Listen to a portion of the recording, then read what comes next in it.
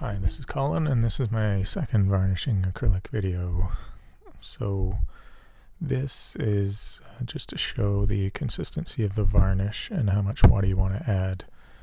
It doesn't require too much water. You don't want to use it straight from the bottle, otherwise it'll hold your brush strokes too much and it won't level. About 25% or so. So this is just sort of showing the proportion. You can, as you watch this, you can see it begin to become more fluid. This little spit up version is about 30 seconds of spinning the water there. I like to mix it this way, that way it doesn't agitate it too much and introduce any air bubbles into the mix. That's just about right, just needs a little bit more water. A couple drops, not very much at all. And then again, just sort of spinning it around, and if you look at it, that's about the consistency that you want for your varnish, or what I like anyway. And the little white you can see at the bottom of the jar is just older varnish. So this is just going to show no edits varnishing. This is the varnish that I'm using, golden gloss polymer varnish with UVLS, which means ultraviolet light stabilizers, so it gives it ultraviolet protection. This is actually the first coating that I've already applied in the gloss, and what I was pointing out there was just reading the instructions to make sure that you're doing it properly. I always like to brush my paintings off before I varnish them, just to make sure I don't have any dust or hair or anything like that. I use this brush only for cleaning artwork. I don't ever use it for cleaning anything else up, and that way I know that it's not going to have anything in it other than dust that's come off my paintings. So, like I said, my first coat of varnish was already on there. You always want to do a gloss as your first coat. And if you don't want gloss, you can, for your second or third coat, you will want to apply either a satin or a matte varnish. In this case, I'm using a satin. Ordinarily, I don't recommend mixing brands. This is the brush that I will use, just a good soft, but not too soft. It's got a nice spring to it, so it's going to hold its shape nicely. I always label my brushes acrylic varnish, so that it's only ever used for acrylic varnish, and make sure that it's nice and clean afterwards, and you don't have to worry too much about hopefully ever buying another one again. So when I paint, I often will paint the sides of my paintings, in which case, if I have, I will varnish the sides of them. So that's what I'm just showing here, is when I do that, I like to varnish the sides first, and that way sometimes the bristles will reach across the front of the painting like it just did there, and if you've already varnished the front, it will smear, mar the varnish finish. So I paint the edges first, because the edges aren't, even if they're painted, they're not quite as important, and you can always touch them up afterwards, but I find it easiest to do the edges before I do the face of the painting. Also kind of warms you up a little bit, gets you in the groove.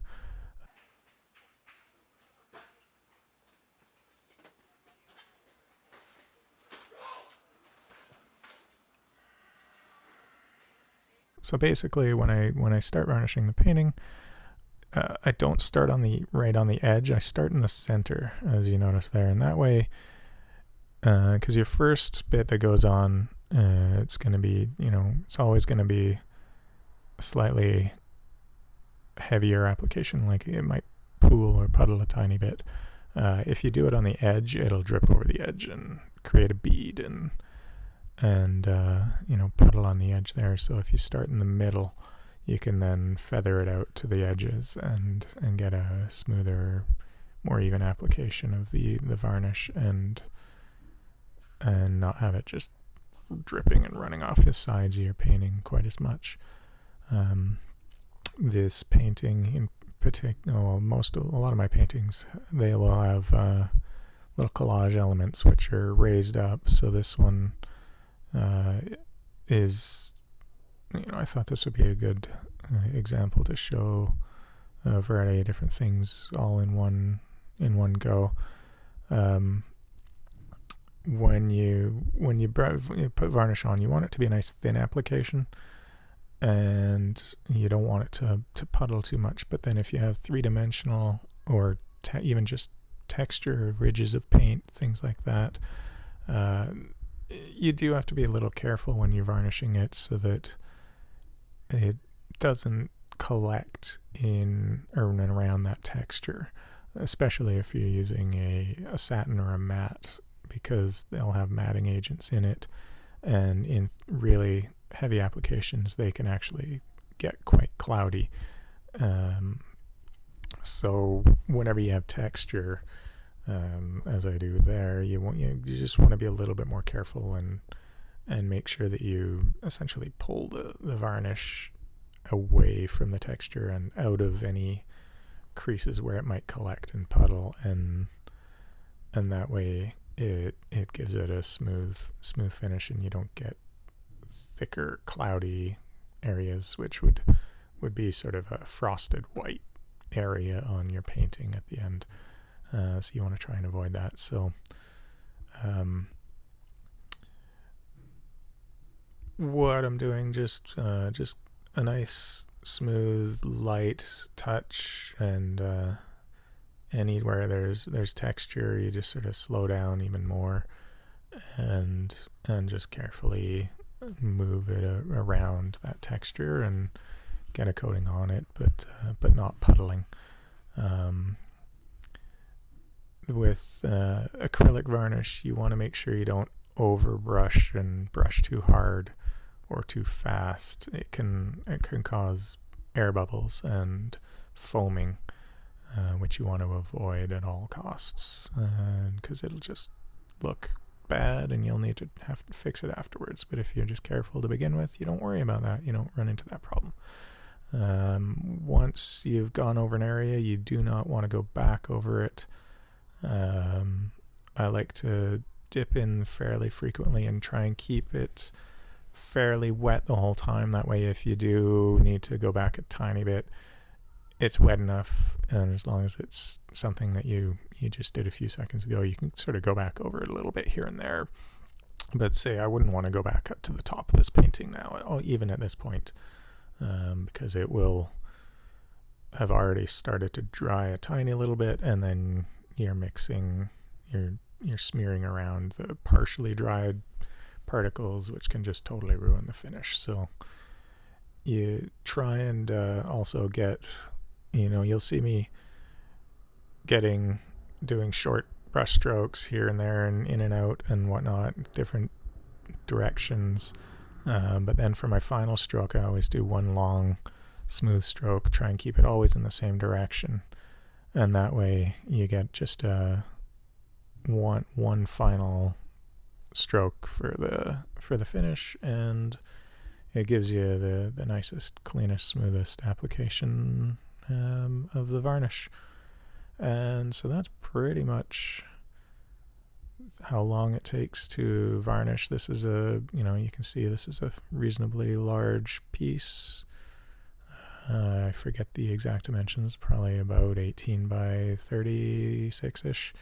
And then, like I said, you can always touch up the edges after you've finished, and you'll notice when I was doing that, I was just ensuring that my bristles didn't come up to the front of the painting. I was staying about a 1/4 inch away from the top of the edge there, and that way you don't have to worry about the bristles going over onto the front of your painting.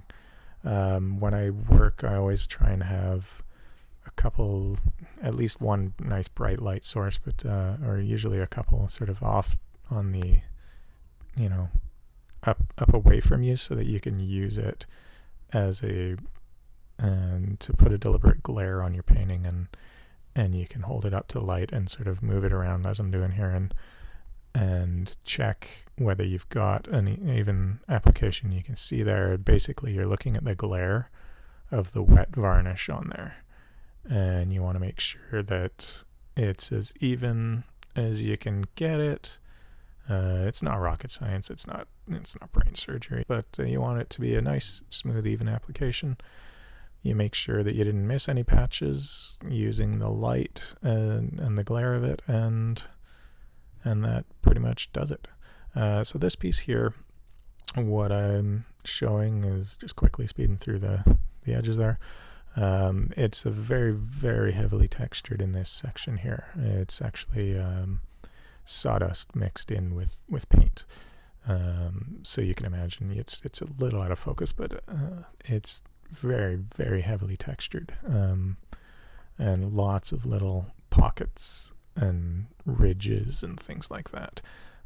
So I'm just showing here really, really smooth and barely pushing down. You can see the bristles are barely even bending, hardly putting any pressure on there, trying to create as little agitation as possible, essentially, so that I'm just carefully smoothing a layer of varnish on and make sure it's getting into any little crevices, so that it fills it but doesn't pool and puddle, so that you don't get any of that clouding that I said. And then once that's done, you varnish as normal and put that on there like that.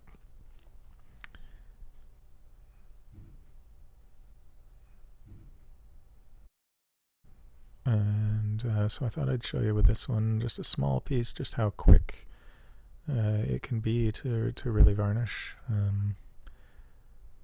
So as we're watching this, I'll go back. I was mentioning a point earlier about not mixing different brands of varnish. Ordinarily, I wouldn't suggest mixing as I've done here, using golden as my gloss, my first coat, and then a Winsor Newton as the second coat. I did a bunch of little research before I put this Winsor Newton one on, just to look up and see how it's removed, what the chemical is that removes it, and it did look like it was the same chemical that would be used. Usually it's a household ammonia can be used to remove a varnish.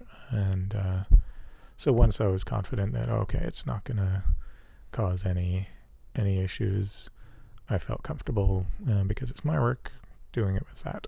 Ordinarily I wouldn't. I would try and stick with one brand, but I just that's what I had, and yeah, I didn't want to go out and buy another varnish, especially when I already had some satin. So like I said, I did research. If you're never certain about something, always research, always test before you jump in. So this is just showing the way I've got them just sitting and drying. The one on the end there is wet, and you can see from the glare there that some of them are already starting to dry, and the satin gives a nice finish. So this one here, again, just thought I'd show. There's quite a bit of texture in and around where I'm painting there. It's an archival inkjet print that I collaged on top, and it had some cutout areas, so there's a lot of changes in texture right in that section.